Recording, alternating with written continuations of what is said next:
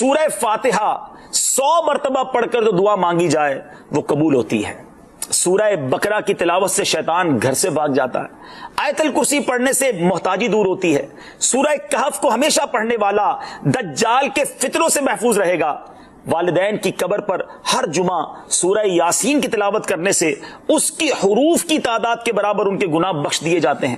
سورہ الدخان پڑھنے سے مشکل دور ہوتی ہے۔ جو قریب المرگ ہو اس پر سورہ جاسیہ کا دم کرنے سے خاتمہ بالخیر ہوتا ہے۔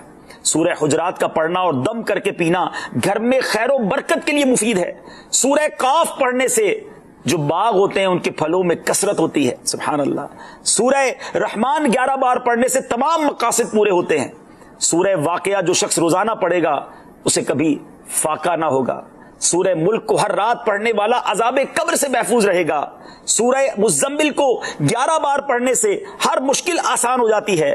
سورہ مدثر کو پڑھ کر حفظ قرآن کی دعا مانگنے سے قرآن کریم کا یاد کرنا آسان ہو جاتا ہے۔ جو بچے حفظ کر رہے ہیں ان کے لیے زبردست وظیفہ ہے۔ سورہ النازعات پڑھنے سے جان کنی کی تکلیف نہیں ہوگی۔ سورہ دحا پڑھنے سے بھاگا ہوا آدمی واپس آ جائے گا۔ سورہ علم نشرح کو جس مال پر پڑھ دیا جائے اس میں خوب برکت ہوتی ہے۔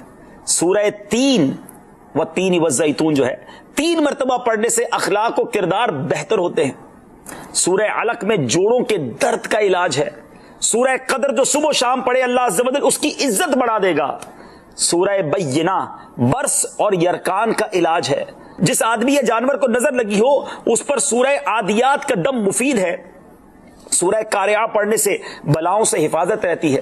سورہ تکاثر کو 300 بار پڑھنے سے جلد قرض ادا ہو جاتا ہے۔ کئی لوگ کہتے ہیں جناب قرض بہت ہے، چلے قرآن کا وظیفہ لے لیں، الہاکم التکاثر، یہ جو سورت ہے 300 بار پڑھنے سے بہت جلد قرض اتر جاتا ہے۔ سورہ عصر پڑھنے سے غم دور ہو جاتا ہے۔